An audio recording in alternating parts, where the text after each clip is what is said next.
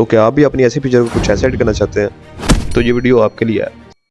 तो आज यार मैं एडिट करने बैठा तो मुझे समझ नहीं आया कौन सी पिक्चर एडिट की जाए, तो चलें रैंडम इसी को कर लेते हैं। तो इस पिक्चर को पहले तो मैं बताता हूँ यार क्या क्या एडिट होने वाला है। सबसे पहले तो देखें इसका जो बैकग्राउंड ब्लर है हुआ तो है, लेकिन कोई इतना ज़्यादा मज़ा नहीं आ रहा, फिर भी काफ़ी कुछ नज़र आ रहा है। जैसे ये बाइक है और ये पीछे कुछ और भी है वहाँ जो है पब्लिक वगैरह। तो कोशिश करते हैं इसका सबसे पहले जो है वो बैकग्राउंड ब्लर होना चाहिए। तो बैकग्राउंड ब्लर अगर मैं करने को लाइटरूम में भी कर सकता हूँ, इसके अंदर और भी डिफरेंट एप्लीकेशन है, पिक्सआर्ट में भी मैं कर सकता हूँ, स्नैपचैट में भी कर सकता हूँ, लेकिन इसको बैकग्राउंड ब्लर जो है वो मेरे ख्याल थोड़ा सा ज़्यादा होने वाला है। तो कोशिश मैं करता हूँ इसको एक नई ऐप के अंदर लेके जाते हैं। इसका जो पहले ट्यूटोरियल है मेरे चैनल के ऊपर मेरे ख्याल शायद ना मिले आपको, तो शायद ये फर्स्ट ट्यूटोरियल होगा और इसको लेके चलते हैं फोटो रूम के अंदर। तो चलें फोटो रूम के अंदर चलते हैं। तो जैसे ही फोटो रूम के अंदर लेके गए हैं उसने अपने आप जो है सब्जेक्ट को डिटेक्ट कर लिया है और ये देखें मुझे ऑप्शन दे दिए हैं कि आपने ब्लैक में करना है, ट्रांसपेरेंट में करना है, ओरिजिनल में करना है, किस में करना है। तो बेसिकली मैं क्योंकि ब्लर के लिए आया था यहाँ पे तो मैं ब्लर के लिए चलता हूँ। और वैसे भी अगर आपको ये एप्लीकेशन ना मिले तो ये प्ले स्टोर पर ईजिली अवेलेबल है। मैं भी प्ले स्टोर वाला वर्जन जो है वो यूज़ कर रहा हूँ। देखें कितना मैंने ईजी स्टेप है, एक स्टेप में अंदर उसने मुझे बैकग्राउंड ब्लर कर दिया है। ये देख लें, अगर ट्रांसपेरेंट चाहिए बैकग्राउंड रिमूव करने में मेरा टाइम काफ़ी बच गया। तो इसी तरह अगर जो है वो मुझे ब्लैक कलर चाहिए बैकग्राउंड का तो वो भी मैं कर सकता हूँ, वाइट चाहिए वो वाइट भी मैं कर सकता हूँ। खासतौर पर ये प्रोडक्ट फोटोग्राफी जो करते हैं उनके लिए बड़ा अहमियत का मिला। और लेके चलते हैं इसको मैं ब्लर के ऊपर। तो जैसा कि ये ब्लर पे टैप किया तो ब्लर आ गया। अब मैं ब्लर जो है अपने तरीके से एडजस्ट भी कर सकता हूँ, कम ज़्यादा करना है तो वो मैं कर सकता हूँ। ये देखें 8 पे है, इसको मैं चाहूँ तो फुल कर दिया। ये देखें 50 पे 47 और कम करना है तो कम भी कर सकता हूँ। तो मेरे ख्याल से 8 या 10 के आसपास ठीक है। और गोशन ब्लर करना है वो भी हो जाएगा, मोशन ब्लर करना है वो भी हो जाएगा। चेक करें कितने प्यारी टूल है एप्लीकेशन जो कि ब्लर के लिए जो है वो आपको काफ़ी ज़्यादा काम आसान कर देती है। तो गोशन जो है वो अच्छा लग रहा है, लेकिन बुके वाला जो है वो ज़्यादा आपको पता फेवरेट है। तो कोशिश करता हूँ 8 के ऊपर या 8 से भी थोड़ा सा कम कर देता हूँ। 8 जो है वो बिल्कुल ठीक है। अब देखें एक जो ऑडियंस है वो पीछे वाली बिल्कुल ही गायब है और ब्लर देख के ऐसा लग रहा है जैसे पता नहीं किसी कोई हाई प्रोफाइल जो है वो किसी प्रोफेशनल कैमरे से ली की फ़ोटो है, लगे मोबाइल का शॉट है। वैसे तो ये मेरी वीडियो खाली बैकग्राउंड ब्लर तक ही थी, लेकिन मैं चाह रहा हूँ कि इसको लाइटरूम के अंदर ले आए। तो लाइटरूम के अंदर ओपन कर दिया है और एडिट पे चलते हैं। एडिट पे चलने के बाद जो है थोड़ी बहुत कलर एडजस्टमेंट करनी हो तो पे चेक कर सकते हैं, लेकिन मेरे ख्याल से ज़्यादा ज़रूरत नहीं है हमें। तो दोबारा से जो है वो मैं इसका जो एक्सपोजर है वो वापस ले आता हूँ और इसी तरह जो इसकी शेडोज़ हाईलाइट्स जो है वो थोड़ा सा वापस ले आता हूँ और जो शेडोज़ हैं वो आ रहे ठीक है या थोड़े से कम कर दें। बाकी जो है इसके अलावा मेन और ज़्यादा काम करने की ज़रूरत नज़र नहीं आ रही, लिहाजा मैं चलता हूँ ब्लू कलर जो है वो सबसे ज़्यादा यहाँ पे ब्लू और रेड। तो मिक्स पे चलते हैं, ब्लू वाले को सिलेक्ट किया और सेचुरेशन जो है वो इसकी कम कर दी। अब जो रेड वाला है इसको थोड़ा सा इसकी सेचुरेशन बढ़ा दी और ये देखें। बाकी एक और काम जो है वो थोड़ा सा अगर कर दिया जाए तो मेरे ख्याल ज़्यादा अच्छा रहेगा। मास्क पे चलते हैं, थोड़ा सा इसका जो स्काई वाला एरिया ना जो लाइट वाला एरिया थोड़ा सा उसको और बढ़ा देते हैं। चेक करते हैं ऐसे मास्किंग में खेलने का अपना ही लेवल होता है। ये देखें थोड़ा सा बढ़ा दिए और सेचुरेशन जो है इसकी टेम्परेचर थोड़ा सा अगर उसको भी बढ़ा दिए तो ये लुक निकल के आ रही है। अब क्योंकि हाईलाइट्स जो है वो हमने ज़्यादा कर दी हैं तो कोशिश करते हैं फिर इसकी जो बाकी चीज़ें हैं उनको भी एडजस्ट करें। तो सिलेक्ट करते हैं।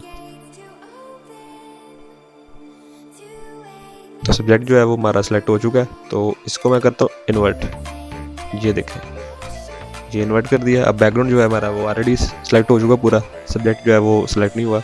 सबसे पहले डी जो है थोड़ा सा बढ़ा देते हैं। ये देखें अब जो क्योंकि हमने इसको मास्क ऐड किया था वो मास्क जो है वो भी साथ साथ कम हो रहा है। थोड़ी सी मास्किंग जो है एक्सपोजर थोड़ा सा बढ़ा दिया और थोड़ा सा टेम्परेचर तो ऑलरेडी बढ़ाया, थोड़ा सा और बढ़ा देते हैं। इसके अलावा जो है वो सैचुरेशन जो है सैचुरेशन को थोड़ा सा बढ़ा देते हैं और जो सिलेक्ट है उसको मैं दोबारा से सिलेक्ट करता हूँ, सिलेक्ट सब्जेक्ट। और जो सब्जेक्ट है इसका डी बिल्कुल ठीक है, लेकिन थोड़ा सा कम कर देते हैं, थोड़ा ज़्यादा हो गया। और इसके अलावा जो सैचुरेशन है थोड़ी सी बढ़ा देते हैं। फ़ोटो जा देखें काफ़ी तब्दीली आ चुकी है, आपको नज़र आ रही होगी। इसके अलावा थोड़ा सा जो इसके शेडोज़ हैं उनको मैं थोड़ा कम करने की कोशिश करता हूँ। तो लीनियर ग्रेडियंट सेलेक्ट किया और ये किया, इसके जो ब्लैक्स हैं उनको कम कर दिया। ये देखें और इसी तरह जो शेडोज़ हैं उनको भी कम करना चाहें तो कर सकते हैं इजीली। इसको हम चाहें तो चाहे सब्जेक्ट के पीछे भी कर सकते हैं। सब्जेक्ट के पीछे करने के लिए प्लस माइनस पे क्लिक किया और सब्ट्रैक्ट फ्रॉम मास्क 4 कर दिया और यहाँ से हमने कर दिया सिलेक्ट सब्जेक्ट। अब जो हमारा जो हमने अभी एडजस्टमेंट किया वो बिल्कुल सब्जेक्ट के पीछे सब्जेक्ट के ऊपर नहीं आ रही। आप कहते हैं तो मैं आपको दिखा भी देता हूँ। एक्सपोजर बढ़ाया बिल्कुल बैकग्राउंड के ऊपर अप्लाई हुआ है, इसके ऊपर अप्लाई हुआ है, लेकिन क्योंकि मुझे बढ़ाना नहीं था कम करना था तो मैंने कम कर दिया, बिल्कुल बैकग्राउंड के पीछे अप्लाई कर दिया, यानी कि सब्जेक्ट के पीछे अप्लाई कर दिया बैकग्राउंड के ऊपर। इसके अलावा जो है जो हमारी फ़ोटो है वो ऑलमोस्ट कंप्लीट है। एक और जो है वो मास्क मैं चाह रहा हूँ अप्लाई कर दूँ। इस दफ़ा जो है मास्क मैं नीले ग्रेडिंग कर रहा हूँ। और ये देखें थोड़ा सा इस साइड को मैं कर देता हूँ थोड़ा सा डार्क करने के लिए ब्लैक्स जो है वो मैं इसके कम कर देता हूँ यहाँ पे। ये देखें अब कैसी वाइब आ रही है, फ़ोटो कैसी बन रही है। ये बिफोर देखें पहले और ये देखें आफ्टर, फ़र्क आया, कुछ पता लग रहा है, एडिटिंग हो रही है। इसके अलावा जो है थोड़ा सा मैं एक और ग्रेडियंट अप्लाई कर देता हूँ। इसको मैं कर देता हूँ इस जगह पे, यहाँ पे, और जिसका डी है वो मैं थोड़ा कम बढ़ा देता हूँ। और इससे जो है हमारी लुक निकले जैसे 3D लुक नहीं होती। नीचे वाला जो है वो शेडोज़ भी नज़र आ रहे हैं आपको, और जो हाइलाइट्स हैं वो भी नज़र आ रही हैं। यानी कि एक 2D फोटो नहीं एक तरह की रही है अपना मेरी नज़र के अंदर, 3D टाइप निकला। ये देखें, ये बेसिकली हर चीज़ इसकी बराबर है, इसमें हर चीज़ बराबर नहीं है। शेडो जो है वो ज़्यादा कम है और जो हाईलाइट्स है वो ज़्यादा है। एक और जो है वो मास्क, मेरा दिल नहीं भर रहा, मैं चाह रहा हूँ एक और मास्क अप्लाई करूँ।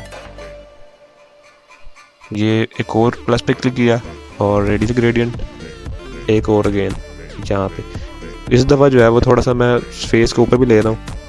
और ये देखें डी एज जो है वो अगेन कम कर दी। ये देखें, बल्कि डी एज तो इतनी को ठीक है। जो शेडोज़ है उसको मैं थोड़ा सा कम कर देता हूँ।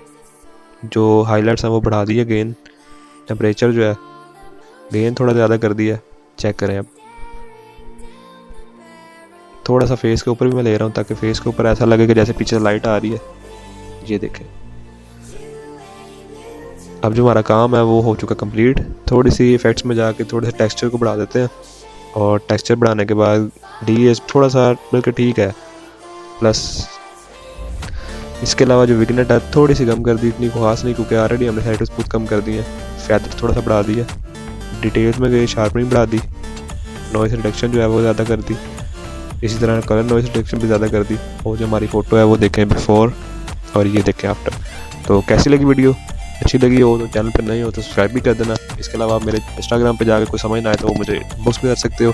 मेरा इंस्टाग्राम का जो लिंक है वो बायो में ऑलरेडी दे दिया गया। तो मिलते हैं नेक्स्ट वीडियो के अंदर।